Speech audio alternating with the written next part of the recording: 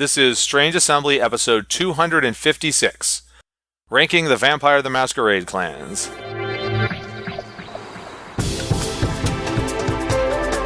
I'm Chris Stevenson, and here with me today is Craig Kellner. Greetings. And you're listening to Strange Assembly, your tabletop gaming podcast. You can find us on the web at www.strangeassembly.com. You can subscribe to this podcast there in the Apple Podcast app, iTunes, Spotify, etc., etc. You can find us on social media. We're Strange Assembly pretty much anywhere you look. Facebook, Twitter, Instagram. Now, today we're going to be talking about Vampire the Masquerade, probably obvious from the title. And basically, I had a lot of fun with episode 255, which was Jay and I talking about Dungeons & Dragons classes. And so Craig and I are going to perform a similar exercise today. Sue, are you ready to earn the hatred of fanboys and girls for not having appropriate respect for their favorite clan, Craig? Oh, absolutely. I was born ready. Actually, I was born breach, but that's besides the point. So I'll give the same proviso that I gave at the beginning of the D&D one. I think it's even more the case here. One, these are entirely subjective things. I joke about whether or not we're the absolute authoritative something. Clearly it's not. Clearly these are personal preferences. Furthermore, we reserve the right to have completely different personal preferences next week. Not only are these our personal opinions, but these might be how we think they work as characters, how they fit into the setting, what mechanical aspects are, whatever we feel like, because that's the benefit of being the people on the microphone. Yeah? Yeah, personally, I feel like a lot of these can go into any order. In fact, when I did my initial ranking, it was how much fun I think I'd have playing a character of a particular clan that I haven't tried yet. But unlike D&D, where a lot of your stuff is mechanical, when you're making an individual character in Vampire, besides the clan weakness, which a lot of times you could take as a flaw in older editions to get a weakness from another clan, there's not a whole lot separating one character from the next. It's just certain clans make it easier to do certain things mechanically. So I kind of went on the fact is this is who the clan is socially and their history and how much fun I thought I'd have making a character with it. All right, so let's continue to follow the pattern that we set last episode by starting off with a unanimous selection that begins with the letter R and talk about the Ravnos. Or the dozen of them that are left. Something like that. Oh, speaking of dozen of them that are left, so V20 versus V5. Again, each of us, we're considering it however we feel like considering it. We don't even have full information on V5 for some of the clans. There have been significant changes for some. There have not been much in the way of changes for others. I think that because so much of it is setting dependent, it changes some with additions, at least for me, but it doesn't change as much as it would with something like Dungeons & Dragons, where a particular character class might be terrible one edition and great the next because the mechanics matter more, and that can change a lot. But yes, the Ravnos, all dozen of them, but it kind of doesn't matter to me how many there are. One of the things that some people have an issue with for some clans, and it's not nothing, is the how rare are they and how special and unique is your character if you're this clan or you're this bloodline. And I'm not super worried about that. I mean, otherwise you're basically just saying for most games, because they're Camarilla, you have 7 choices and that's it, and the other ones would be completely cut off anyway. Even when the Ravnos were at full population, that was a relatively unusual character for most games, but it was pretty easy to put the Ravnos down here. Their initial conception is kind of like a Roma stereotype or something. Yeah. And they've done with a lot of the clans that started out pretty narrow. They've bolted more conceptual space onto them now. They got much more historically Indian, but none of that has really seemed to resonate or create a better identity for them. Also, and I swear I'm gonna stop doing shoutbacks to the D&D episode, but as I had my discussion with Jay and that about what kind of wizards we like, I don't like illusionists, and that's the mechanical specialty of Ravnos that they do different from other clans. Yeah, I played a Ravnos once for a very short game, and honestly, the only reason why I chose Ravnos is that I had this one crazy idea in my head about doing like a vampire version of Chris Angel, but like a bigger jerk, and it was honestly between Ravnos and Tremere would never let that fly in the setting, so it was down to Ravnos if I wanted to do actual illusions. Ravnos is just a clan that it's hard to come up with a lot of pitches for. I'm interested to see what they do with them whenever they get around to having them in V5, because they definitely have, I think, implicitly recognized in a variety of places. I mean, before V5, but pushing it further in V5, the narrowness of some of the concepts, and like trying to expand out the followers of Set to the Ministry, and just ditching the Assamite title entirely. And so I look forward to see what they do with the Ravnos. Hopefully they could find a way to make them as a whole less offensive. At least they've mostly moved past that aspect of it, but they still ended up with just like a different flavor of exotica. Right. When they they did that. I don't know. So, Ravnos. Next up, we're going to go with, and I'm still going to call them this, Followers of Set. I know that they've been rebranded as the Ministry now. Really conceptually, where I put them is really based on the Followers of Set. And the Followers of Set are a narrow concept, and I think the intent of the Ministry is to expand that, but I think that they're a more interesting narrow concept. The flavoring of like ancient Egypt does not have the same kind of issues as picking an actual living group of people who have a history of being discriminated against. It's like White Wolf would say, "Hey, you want some mummies in your game? Try these guys." Well, yes. I do believe they released an entire book about that. But to me, beyond the, ancient Egyptian flavoring of it, the thing with the Followers of Set is the whole temptation thing. And that naturally gets them into a lot of things that a lot of vampires get into anyway. So I think I like the Followers of Set better than you do, Craig. And the thing that sort of holds them back for me is that whole temptation aspect works so much better for a non-player character than a player character. I agree there. I think Followers of Set make great storyteller characters. You can play up or play down the exotica of the ancient Egypt thing, but power for a price, or engaging in vices at a cost, that's very thematic for vampire. But that is, I think, better for the storyteller to be doing to the players than for the players to be doing to NPCs, at least as a sustained primary aspect of the character. I mean, I think vampire characters will tempt NPCs somewhat routinely anyway. That's just not their purpose. It's just you're tempting them to try to get them to do something you want, right? Plus, if you have a storyteller and player character who's a follower of Set, and your PCs are getting too close to killing them for some reason, they could just spit venom in their face and turn into a snake and disappear. There are some nasty things tucked away in some of the old school disciplines. They can't do that anymore, though, I don't believe. Just because the disciplines have almost universally been depowered in V5, and I think almost always to the benefit of the game. There's less crazy stuff mechanically going on now. Speaking of crazy stuff, next we got the Tzimise. This is kind of the reverse of the Followers of Set, in that you have them higher up than I do. So why don't you talk about the upsides of the Tzimise?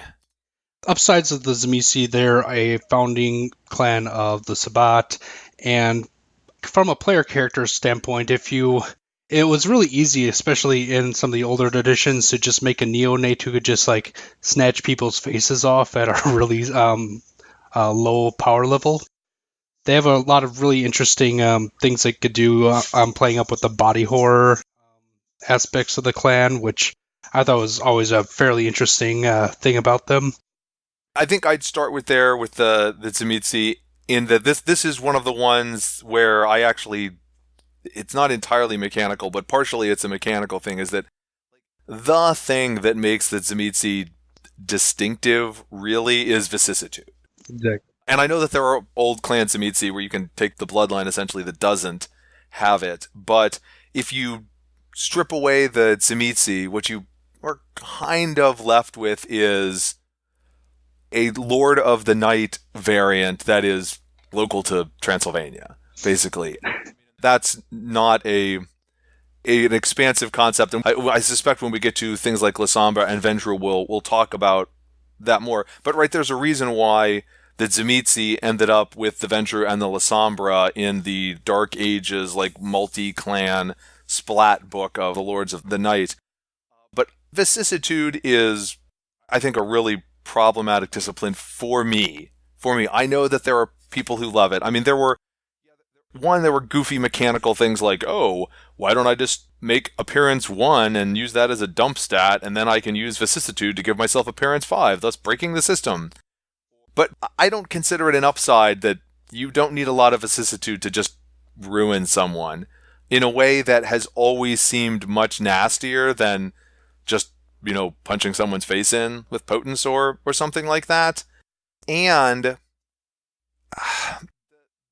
the sort of interesting things you can do with vicissitude, some of them are really nasty, which restricts it to the sort of like truly inhuman monster category, which I think many players like more than I do. But then you also get into the sort of wild applications where you have like entire caverns full of flesh-crafted people and all sorts of weird constructs and war ghouls and stuff that would just obliterate the Masquerade and is really hard to use in what I would consider a quote-unquote normal chronicle. It just feels like everything that's unique about the Tzimise is hard to manage. So that's why I am not as hot on them. But, Dracula, you get Dracula. There's that. Yeah, you got Dracula. And in the new book, you got Harker.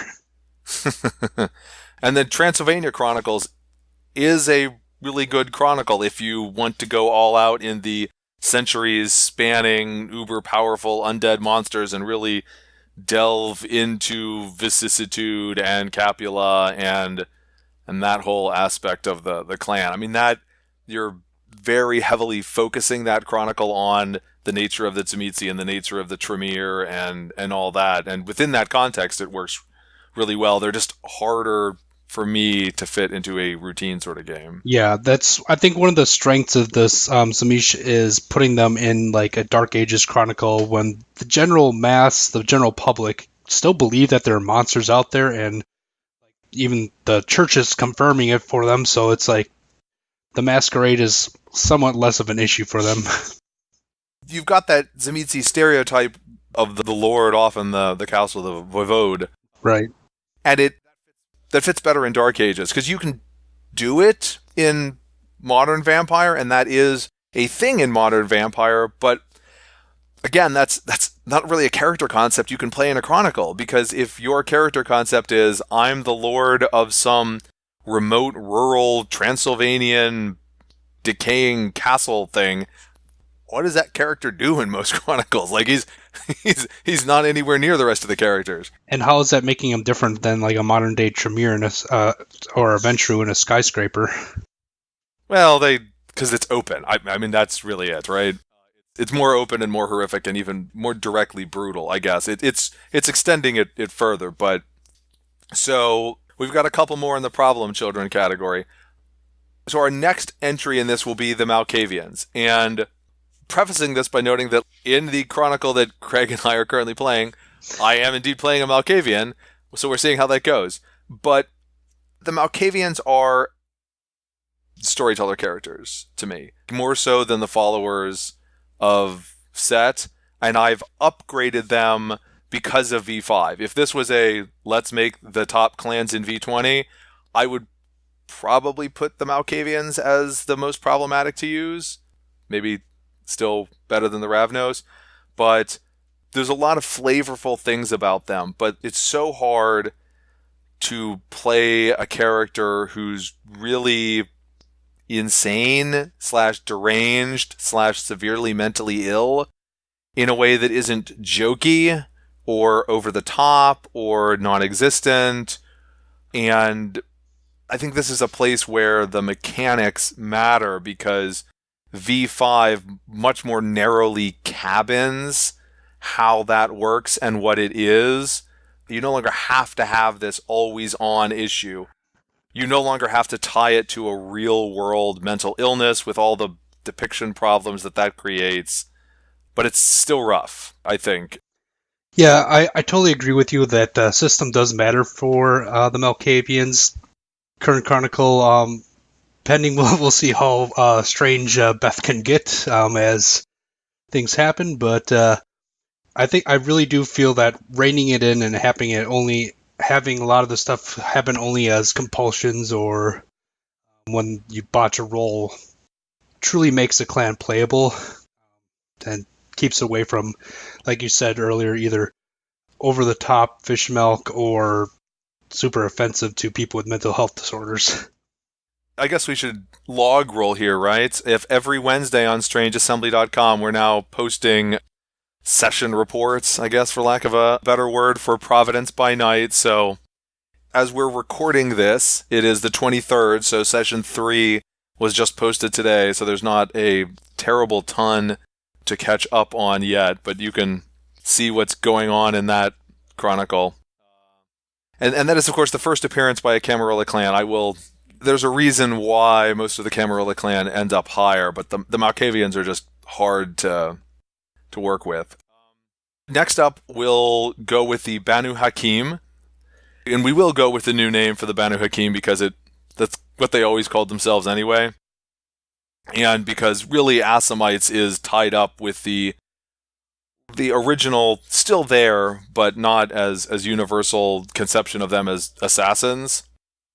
And this is a clan that they've done a lot to expand the utility of. That started way back in Revised when they started doing Vizier cast and Sorcerer cast and moving them around. But with V5, they're really getting pulled in to the mainstream of the Camarilla.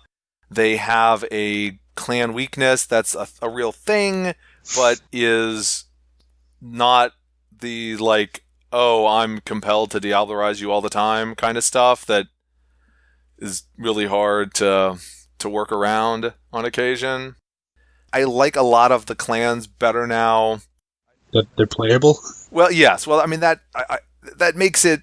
I think I was about to overstate the significance of the mechanics, but I think that for the most part it has worked out better what they've done with the disciplines, and that has, I actually think, helped, for me, the independent clans. And then we'll see what it does with the Tzimise too, right? But I think those had more weird, potentially overpowered stuff with them, or maybe it just felt more problematic because it was weird and it was. I mean, early on, Celerity was the most broken thing in the universe, but it didn't feel weird because half the clans had it.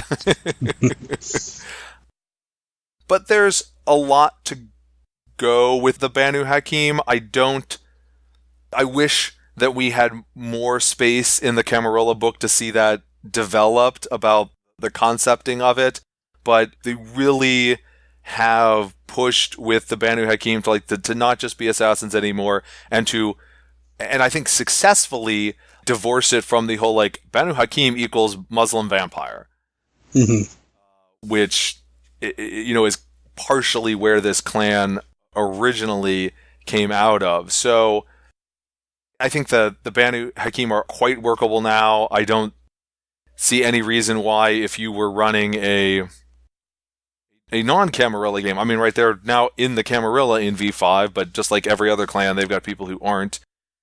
Well, I guess the Banu Hakim as presented are in the Camarilla. Of course, a large chunk of the clan is off at Alamut getting ready to murder everyone under Shulgi. But but I think they've much improved them. What do you think about the Banu Hakim now?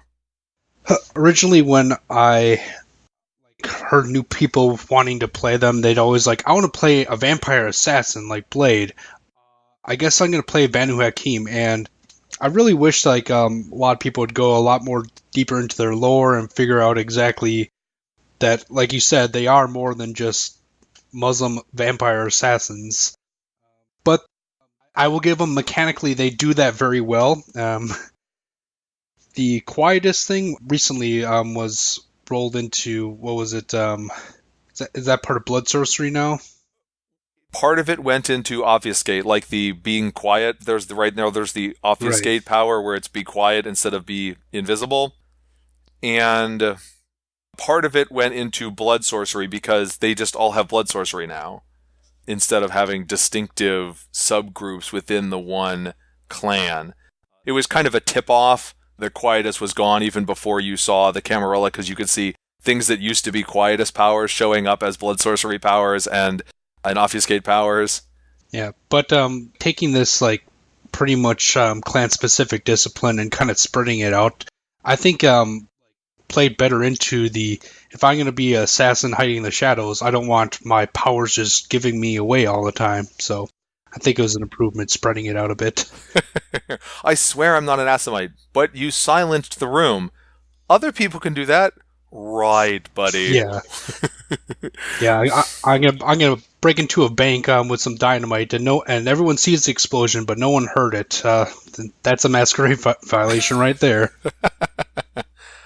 Okay, so I think we're now going to move mostly into the more enthusiastic part of this. You're going to get one more bit of Grumpy Chris, but we're going to do the Giovanni, and I know, Craig, you adore the Giovanni, so why don't you tell everyone why you adore the Giovanni?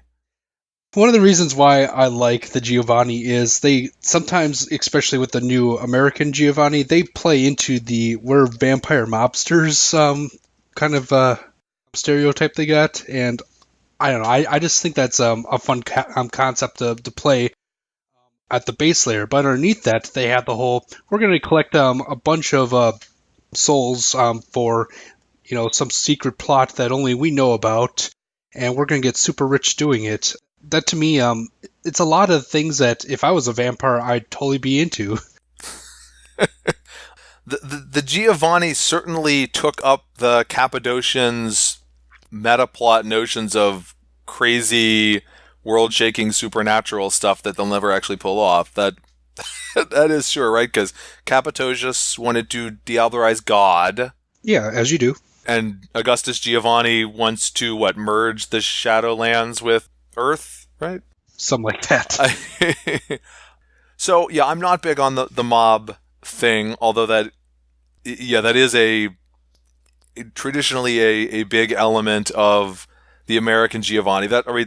To some extent, that's, I think, because the Giovanni, not as badly as something like the Ravnos, but they had a specifically Italian feel, and I guess they were like, oh, what's a stereotypically Italian thing to do in the United States? Create the mafia. I was going to say talk to the dead, but well, yeah. So you've got the mob thing in the United States, you've got the necromancy thing, and if you really want to lean into it, there's a lot of literal and metaphorical perversity going on in the Giovanni, partially because not as much the American mobster side of it, but the sort of core Giovanni are all supposed to be literally the same mortal family as well. Again, it's that's harder to use as a player character, but also the signature necromancy discipline / thaumaturgy variant, whatever. I don't know if it's just going to be. It'll be interesting to see if it's just blood sorcery or what with V5. Right. That's where I think they're going to go with it, at least. I'm not sure about that. But I'll get that. But it adds a significant extra element for the game and the storyteller to deal with. Like, a lot of people really love cross-line chronicles. Like, we're going to have the chronicle where, the vampires run into werewolves and then they meet a changeling and then the mages do this but I think a lot of time that does not super work out, but the Giovanni kind of requires that, at least to some extent. Not like you have to do a full-on Wraith vampire crossover, but having a Giovanni character who actually does necromancy creates this literal whole other world that overlays on your game that has to be dealt with and managed. And it's not that it can't be done, but it is a thing to be managed. Now, again, and maybe we'll have to revisit this topic after V5 has gotten around to updating all of the clans, but just like I wouldn't be surprised if V5 does something better with the Tzimise, like they've done something better with the Banu Hakim, I would not be surprised if they do something better with the Giovanni, because from what I can tell, we've already essentially been told the Giovanni are kind of going to be part of something bigger now. We were kind of puzzled by this when we were reading I think it was the Camarilla book, right? Mm-hmm. There's the reference to Hecate, and like, we're like, is that like a different name for the Giovanni now? Did they rename them? But when we get this Blood Cults source book that Onyx Path is going to be, at first it has to be partially written and then kickstarted and then finished, and that's on a more extended time frame. But right, that book covers the Bahari, and it covers the Church of Cain, and then it covers the Hecate, and it's going to have the Giovanni in it. But it sounded like the Hecate was a group of vampires who were involved in this necromancy kind of stuff that was not just the Giovanni. Although maybe I misunderstood. So that would be the one thing that would make me wonder if necromancy would not just get wrapped into blood sorcery, if it became something that was not only Giovanni, but was more broadly spread out. I do like the new approach to spreading out the disciplines, because it makes you, as a player, kind of choose your clan based on more than what sort of vampire superpowers you're going to get. You can go for a particular concept without having to necessarily have some exotic, possibly really powerful, possibly excessively specialized thing to deal with. And I guess it also just keeps down the rules thing. But having the disciplines spread out also works well with the way that there's more than one power at each dot now, so you can have a variety of expressions of how presence works or whatever. You could be an assassin without being a Banu Hakim. You could be sort of like a medium without having to be a Giovanni now. Yeah, well, assuming. We shall find out. Now we'll get into the heart of the Camarilla, and I guess it might be worth pausing and noting in advance, because, like, if you're listening to this episode, you know the vampire clans, and you can count on your fingers and figure out that there's almost entirely Camarilla clans left. And that's not a coincidence. So I think it's worth mentioning that, right, that Camarilla clans were the first ones that they came out with. They are playing with generally much broader trope spaces and much broader entrenched notions of what vampires are or could be in modern and historical mythology of them. And so, for me at least, that also means that they generally have a lot more space to play with as far as what you can do with them as characters. Not that you can't make any character that's anything, right? Like, any random character, any random person could be embraced for whatever reason by the Ministry or by the Tzimise or by the Giovanni. And, the fact that you are a Giovanni does not mean that you have to be an Italian mobster necromancer. And the fact that you're a Ravnos does not mean that you have to be some illusionist gypsy thief. But when you're playing against that, it's not that you can't create an interesting character out of those, but to some extent, you're either playing against type or playing in a very narrow type there. And you generally get broader when you go to the Camarilla clans. So, with that proviso, we'll kick this section off with the Brujah. An Anarch clan. Whatever. Like, there's a difference. Well, now. Yeah, I mean, whatever. But still, they were a Camarilla clan. They're, I think, going to still play in that. If I was running a Camarilla game and somebody like wanted to play a Brujah who was in the Camarilla, I'd be like, of course. And I think if I was a player in a game that was in Modern Vampire with the hard break, and I wanted to play a Brujah who was in the Camarilla, and the storyteller was like, no, you can't do that. They're all Anarchs now. I would be like, what? No? Huh? I can't follow the rules? Storyteller says goes, but that would be odd to me. But I like the Brujah concept. I even like the sort of built-in contrast that they have between the modern raging Brujah and the sort of more ancient rational one. The origins of this clan, I think, can be pinned squarely on the Lost Boys. Yeah. I was just about to bring that up. If you want to play a gang of biker vampires wearing leathers, there you go. Here's the Brujah for you. They're a more, I don't know if primal's the right sort of word, but they're more overtly violent, and their clan flaw is great. A central part of Vampire is supposed to be the beast. Loss of control, yeah. Right? Yeah, and loss of control, and the Brujah just lean into that.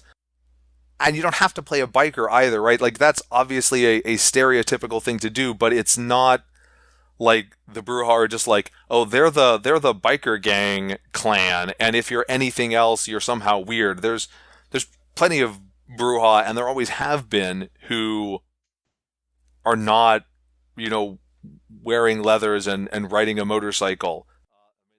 They may be involved in some completely different kind of street gang, for example. the moped street gang. I don't know. But they have a nice generic set of disciplines that lets you play around with. There's very common vampire things, right? They're, out of all of them, really, they are, right, they're fast and they're strong, and, they can be sexy. And is there a more iconic set of vampire attributes across all of these different tropes than those? Well, we'll get to Toreador and Ventrue later, but...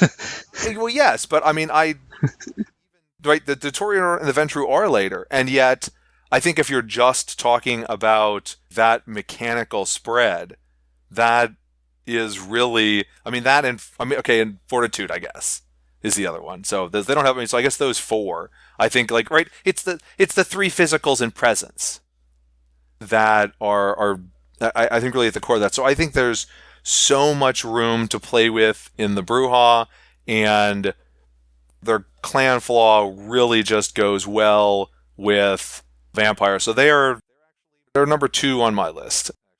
Yeah, I think they're a great clan if you're just, even if you're experienced or if you're a beginner, you can throw it at someone who's never played the game before and they'll get it. You could throw it at someone who's played it for 25 years and they'll get it. You really get your own chance to put your own spin on them too, with like what sort of ideology that your particular Brujah cares about. And I think that's like, you have this core clan concept, and then you just kind of sink in your niche. All right, so that was the Brujah, and then we've got the Gangrel. And I should note that, not that the quote-unquote ranking here is relevant, but actually the Brujah and the Gangrel and the NOSFERATU, that's all tied, really. So we're doing them in order, but it's all even more of a wash than everything else in this. We're going to do the Gangrel now, and then the NOSFERATU next. And this is a little odd for me in that it's more so with the NOSFERATU, but a little bit with the Gangrel, is that the Gangrel are a clan that I think is great, and I put up relatively high, even though that's partially based on not me, even though this is supposed to be a subjective list. It's the would I want to play Clan X? I think Gangrel are sort of objectively better than my subjective interest in them, and so I'm giving them a bump on that because and I know this is very mechanical, and let me acknowledge it. My favorite thing about the Gangrel is Protean. Yeah. Gangrel's another one of those clans who's basically sprouted from Dracula and his animal powers that he seemed to have, which I think it's great that they somehow managed to build an entire clan or kind of around that bestial primal nature, but still divorce it from Dracula himself in the lore. Yeah. I mean, the transformation aspects of Protean are, as you know, extremely strongly tied to Dracula, but the concept of the clan ends up having really nothing to do with Dracula. Dracula is not some vampire who's going to go out and live in the woods. I know, right? Dracula ended up as a Tzimise, but he's such a significant figure in the Western conception of vampires that you can't just have the Dracula clan, because that would eat up at least half of the trope space. I mean, as we go down our list, any of these clans could also be the Dracula clan. But there's also a relative lot to play with in the Gangrel, because vampires are super social, and the Camarilla especially is super social in a more human sort of way. I mean, I think the Sabbat is, when you're not playing Shovelheads, the Sabbat is actually quite social too, but in a much more sinister, inhuman sort of way, as one might expect for the Sabbat. And the Gangrel can play into that loner concept. They give you somebody who can more readily go outside the city if you want to play against that. Not everyone has to be urban. They work well in packs, or coteries, if you will. Yes, and I guess it's a good thing that I keep saying something like this. I like the Gangrel better in V5. I think they're better in V5 than they were in that. I mean, one, the coolest thing about them was Protean, but that's partially because Protean just had some really powerful stuff. Yeah. I mean, it's really easy to in V5, V20 and earlier to just kind of roll up a neonate that can take a charge from any member of the Primogen Council and come off pretty well with it. The claws were the just auto ag damage back in the system were crazy, and Earth Meld is always good. So that's game wise, that's an improvement, even if it makes them less appealing to apparently the. There is indeed still part of me that can get a kick out of. Ooh, that's so powerful. But the hardest thing about the Gangrel for me prior to V5 was the permanent changes.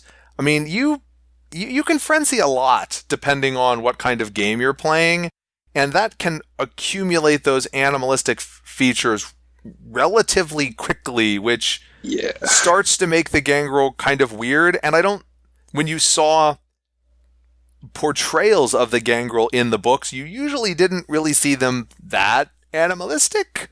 Yeah, you very rarely saw a frog, Wolverine, rabbit, coyote monster. Well, with bug eyes. I think it's usually a relatively consistent set of features, but that's changed now because you've got that animalistic frenzy flaw now, but it isn't permanent anymore. So you no longer have why is this Gangrel who's been around for centuries, not just completely an animal? Yeah, at this point, surely. They really leaned into with some of these flaws and compulsions with the Gangrel to make it more behavioral based, like animalistic behavior, or you're seeking to hunt or kill or be off on a high perch somewhere, rather than just sprout weird limbs and hair. So to optimize the Gangrel now, they have to, even though acknowledging that overall I'm saying they shouldn't do this sort of thing, they need to reintroduce City Gangrel, So I can have a V5 gangrel who doesn't have animalism, because I don't like animalism. It can be very powerful, but not my thing. Which I guess, speaking of powerful and appropriate and yet not really my thing, the NOSFERATU. So this is, again, one of your...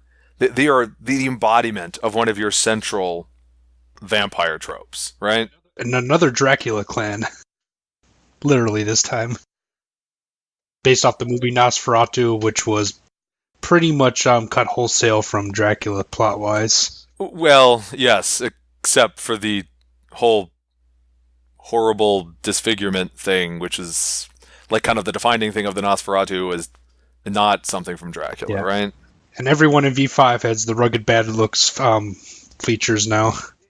Yeah, one of the thematic changes, and thematic and mechanical changes, because that it's easy to say that, oh, mechanics don't matter, it's all about theme, it's all about storytelling or something, but like the whole reason we're playing a game with a rule book is because the mechanics actually do matter. The mechanics help you embody what it is that you're trying to do, and this generally gets hand-waved. But yes, if the Nosferatu were not such a vampire trope and had not been around from the beginning of the game, I'm guessing that I would cut them less slack on this.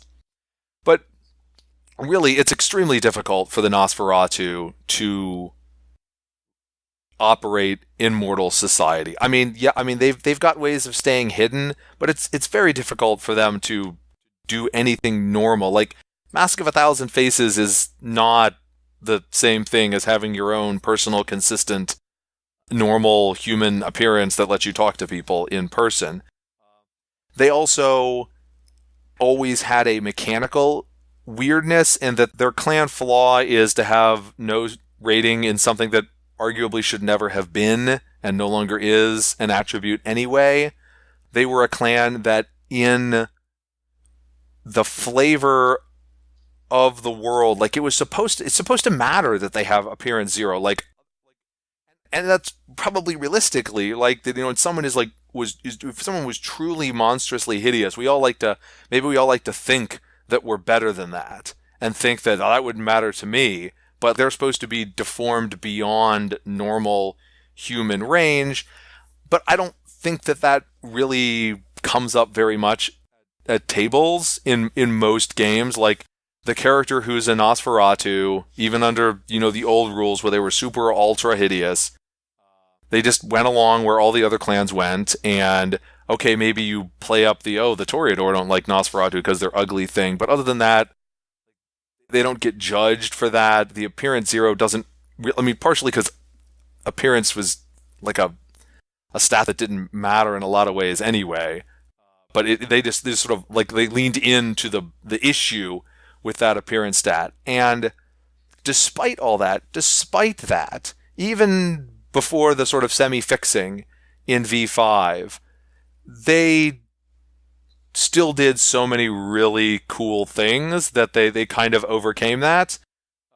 And again, right, because there's a lot of bloodlines who basically have the exact same clan weakness as the Nosferatu. And I'm always like, oh, we don't need those. We don't need Tzimise. We don't need Harbingers of Skulls or anything. Like, come on, like, how do these people fit in? The Nosferatu get a little hand wave because of their longevity, but even that's gone in V5, because unless you choose to take the flaw, they're just, okay, they're really unattractive, but like human unattractive.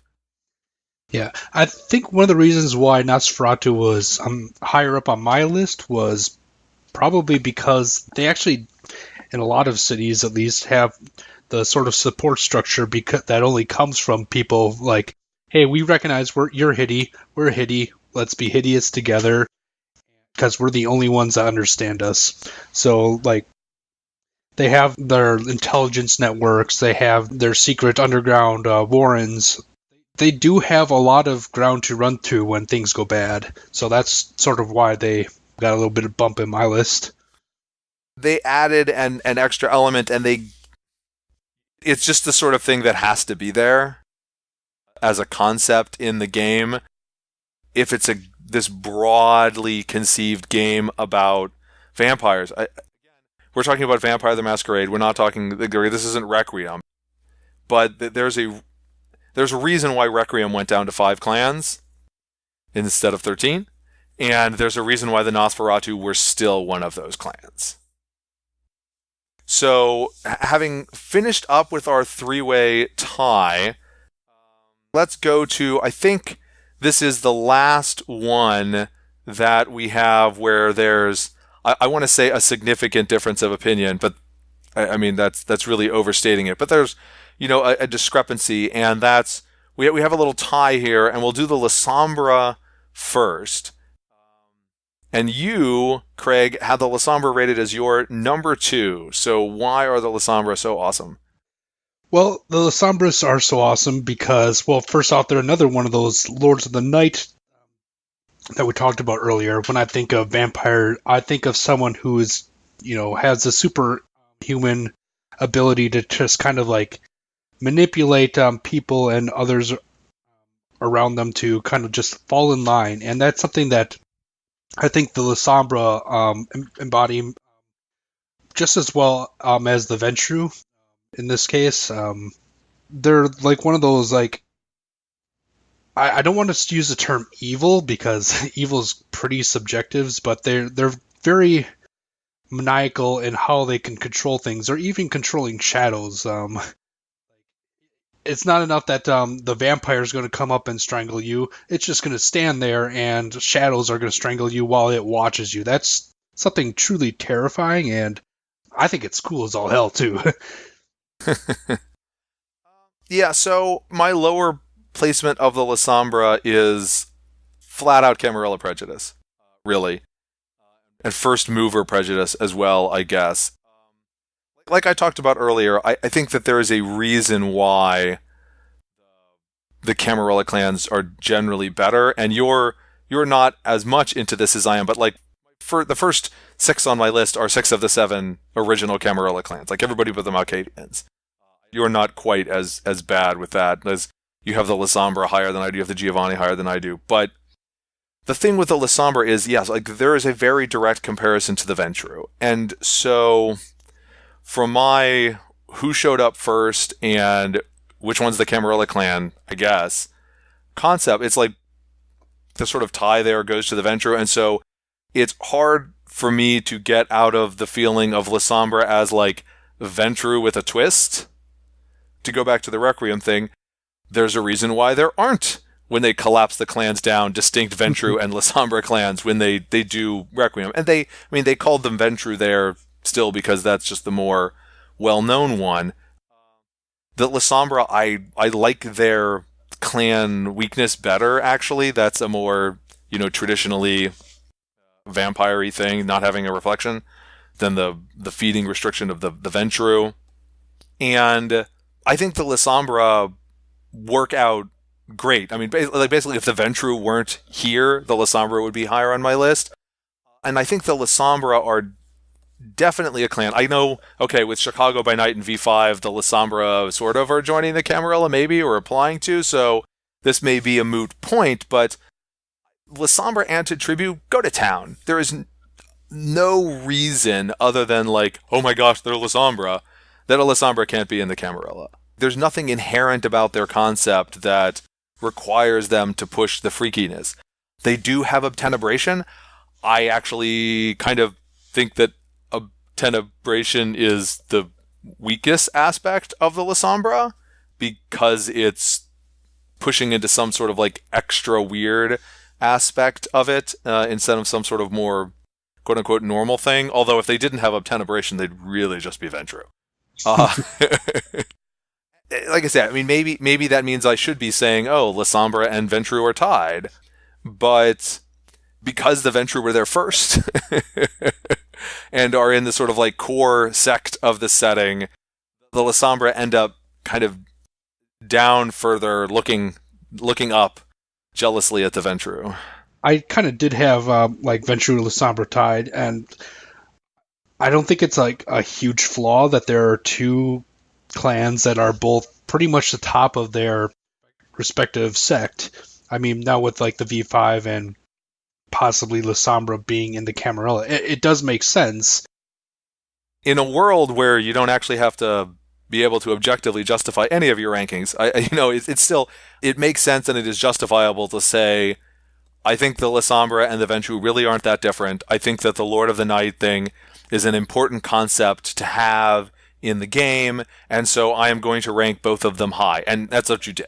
Yeah, and in a world where you got basically two Ventrue clans, but one of them can make shadow monsters, I'm going to pick that clan. So we'll actually get to the Ventrue in a moment, but our other tied with the LASOMBRA is the Tremere. And as I was sitting down to write this, I'm actually kind of, I know this is an odd thing to say about your own opinions, I'm kind of surprised that I ended up personally putting the Tremere as high as I did, and I don't know how much of that's V5. I think they're definitely better in V5. Oh, totally. At least from a like individual player standpoint, like in earlier editions, being a slave to your clan's will was kind of like a downer, but now with the whole, they can't blood bond others, they can't blood bond their lower members of the pyramid, it kind of throws things into disarray. While it might weaken them as a clan overall, as an individual player, it makes them much more playable and have the freedom without having that blood bond looming over you from the start. It then gives you the opportunity to have that blood bond thrust upon you later on, like everyone else. Yeah. I've always liked the concept of the Tremere. I think the concept of the Tremere has always been great. I love the meta plot of the Tremere, and not just the Tremere, but Tremere himself and all that stuff with Salute. I know, not like it's the sort of thing that actually needs to, be showing up in your non-Transylvania Chronicles chronicle, but like I just love that meta plot aspect of them. But yeah, the drawbacks of the Tremere before V5 were that their presentation in the setting was so rigid that it's not quite the same thing, but they kind of run into some of the issues of some of the narrower clans where like you had to be a loyal member of the clan, not because the blood bond thing, because really starting one step blood bonded to the group, I mean, it's not like, I mean, fully bloodbound is one thing, but like being forced to at least somewhat respect the hierarchy isn't the end of the world. But just socially, if you were a Tremere, there ostensibly weren't any Tremere who weren't in the Camarilla.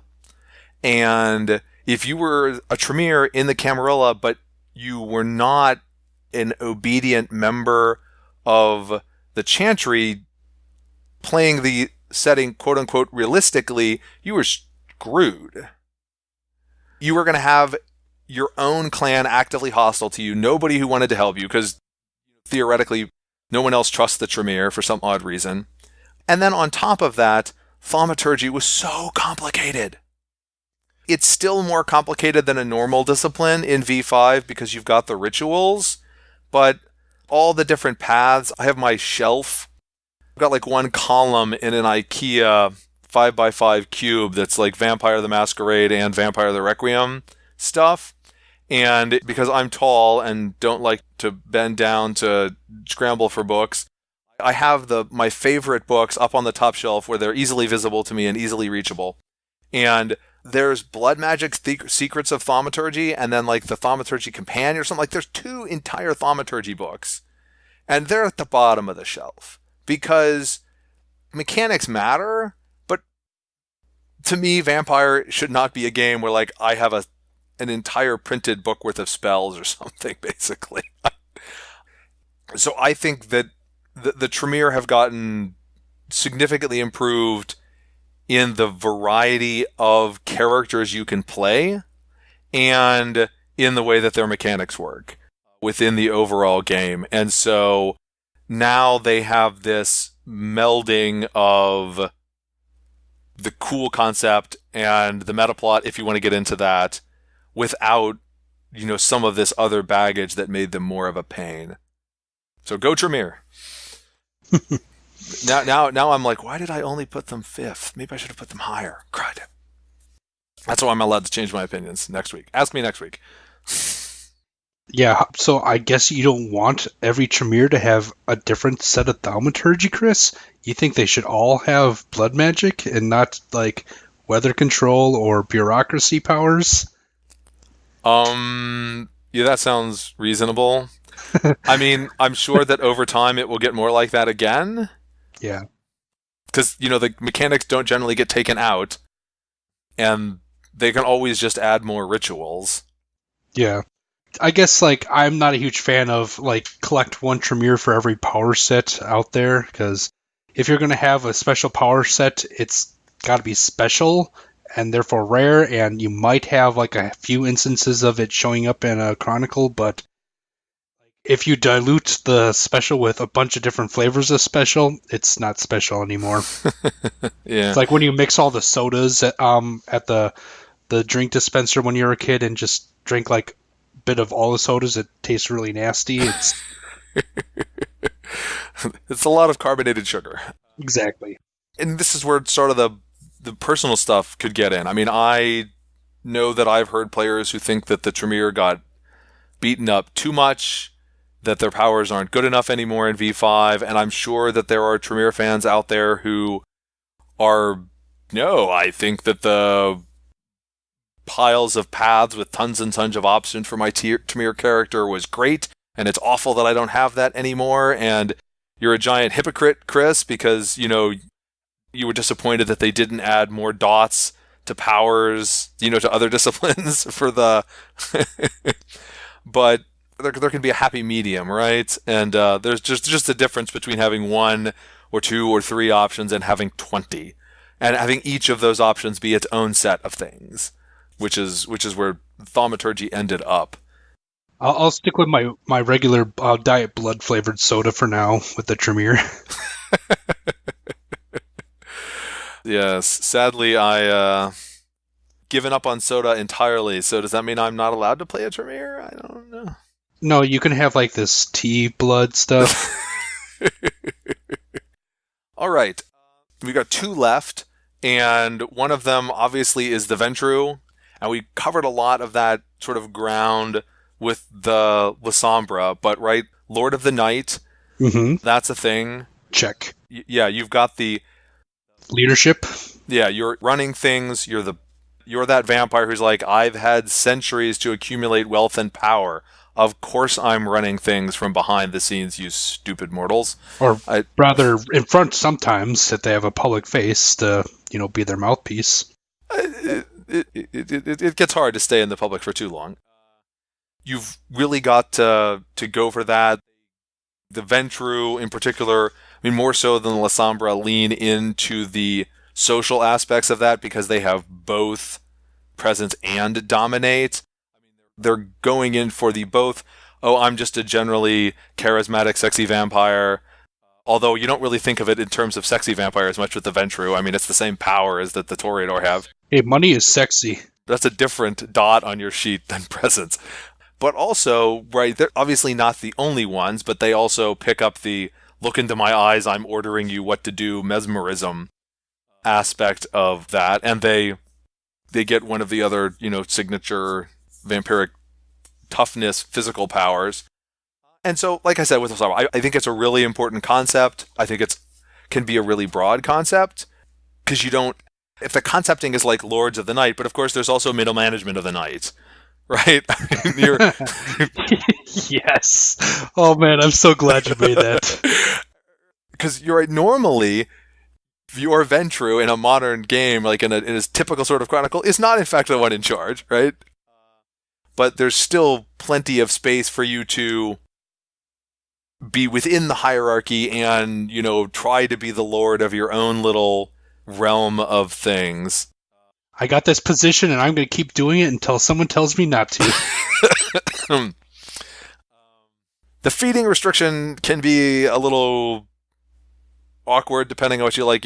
Like it's like what's the line between something that's so open that it doesn't matter and something that's so narrow that it requires lots of effort to get into? Because again, it's the sort of thing that's easier to do with an NPC than a PC, but you can really box yourself in so that it's hard not to starve. Or I have to say, I don't think I'd want to.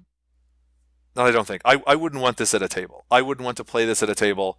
I would not want another player to play this at a table. But is it Jan Peterzoon? Like, his feeding restriction was like survivors of sexual assault or something. So he Right. would basically go create victims so that he could feed off of them, which is really awful. I mean, and I know that they're all vampires and that they're all awful. That's kind of the point. But man, the Ventru, if you want to go that way with them, you can really lean into that. Like I said, that's too much for me. I'm not going in that one. I mean, you could always just go for something easier like Nerds Named Chris.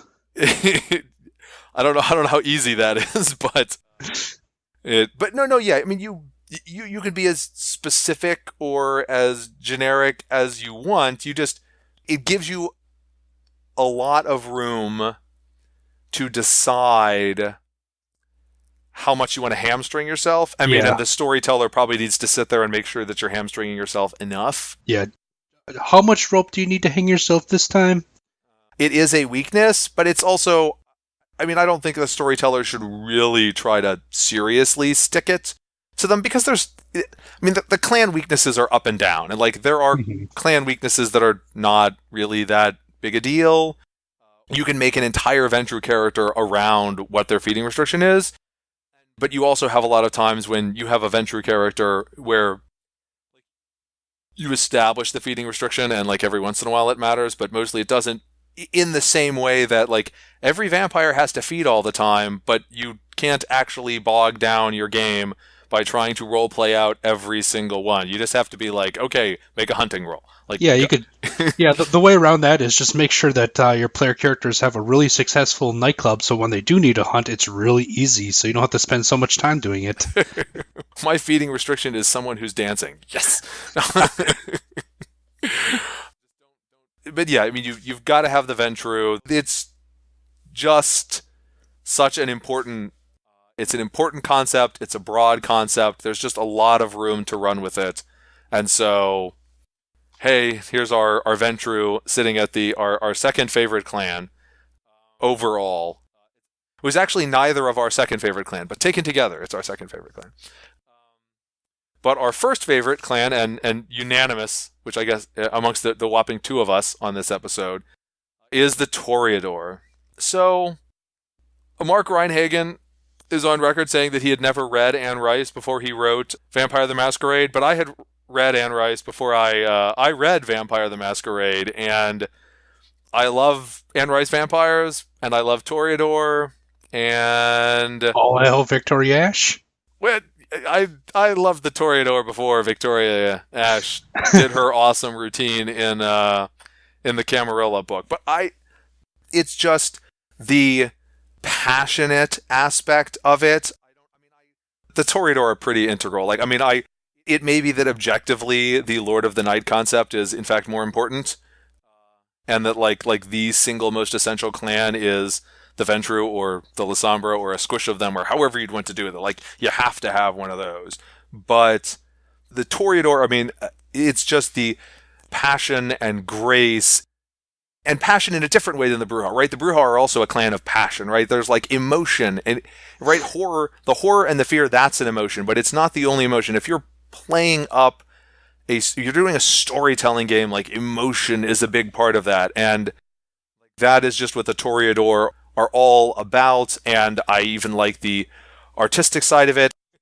It's hard not to just echo liking them because they're passionate, graceful, all those other things, but honestly, I think it's an element that you need, and I think it was just really funny with like our home tabletop game where Toreador is pretty much the universal most favorite clan amongst our group, and that no one actually brought one to the table. Yes. Yeah, there's at least 3 characters that started off in another conception of them as a Toreador, and the game's gone fine without having a PC playing one, but it's just like a weird thing just not having one. It's when I think of playing a vampire, there's always the Ventru, there's always the Toreador, there's always the Tremere, and sometimes there's like splashes of other clans, but playing a Camarilla game without one, it feels off, but somehow it's working. Well, there's 4 characters and 7 clans to cover, so something has to give at some point. You're right, like I said, my opinions are subject to change week on week. I think if you rewind 20 years, if you fast forward 20 years, I mean, I guess they could do something crazy with the setting, but I don't think my number one favorite clan would ever be anything but Toreador.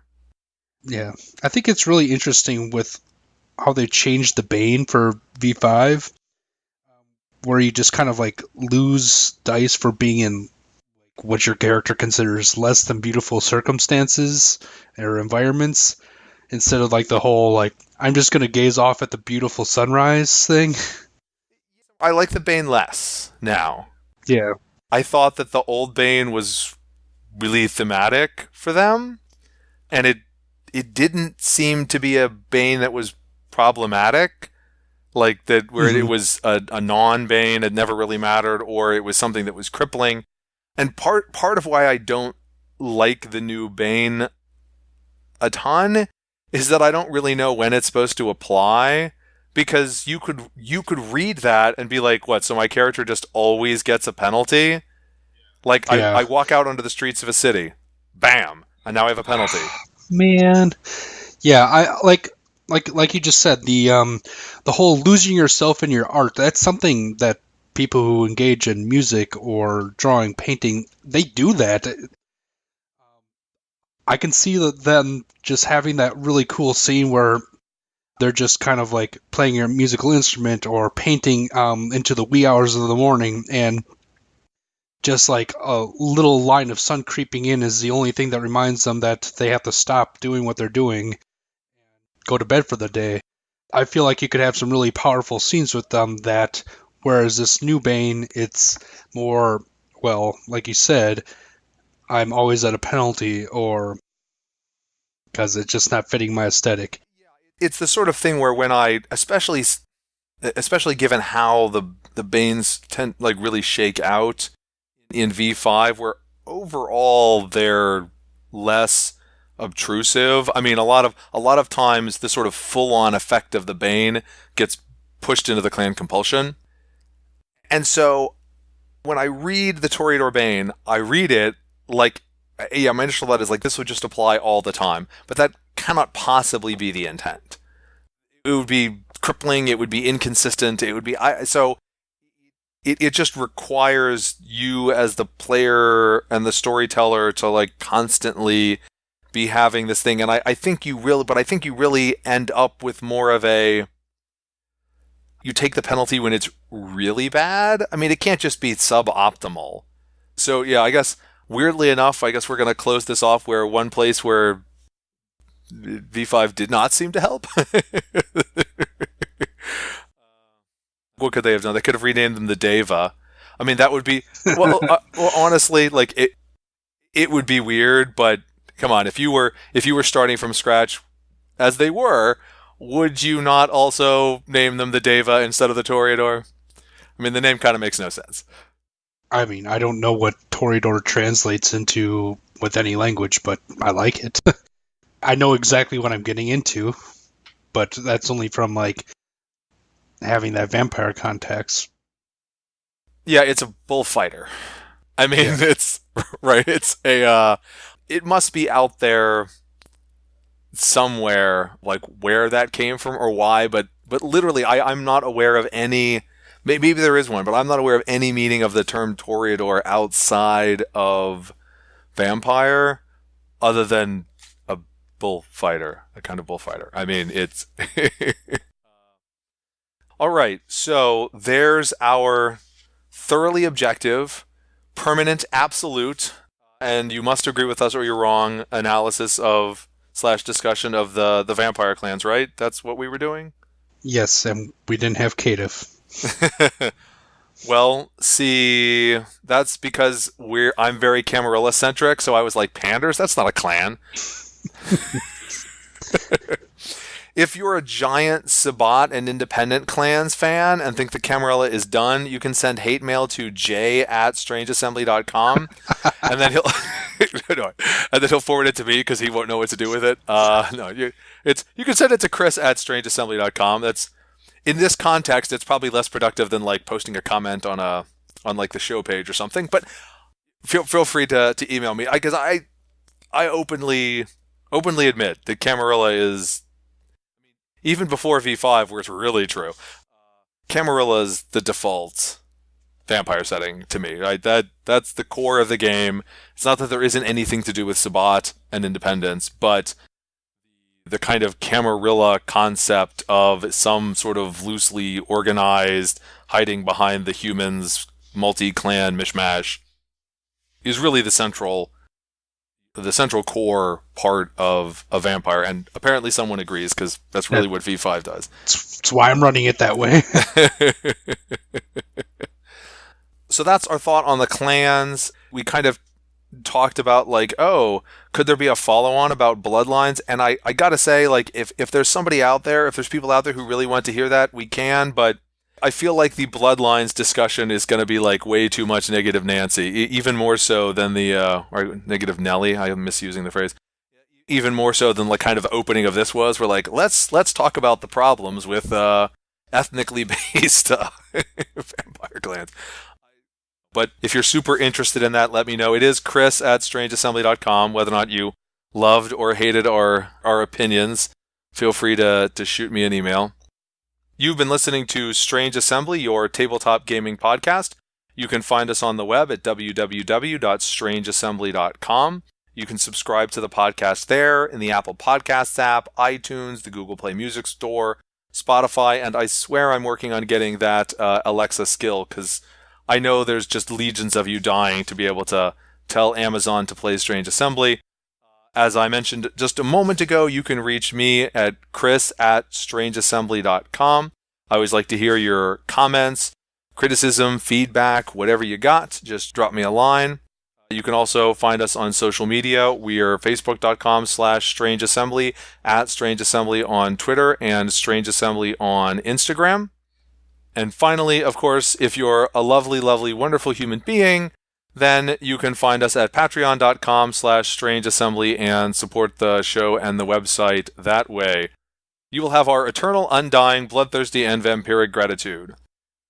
But until then, for Craig Kellner, I'm Chris Stevenson, and this is Strange Assembly. Never stop gaming.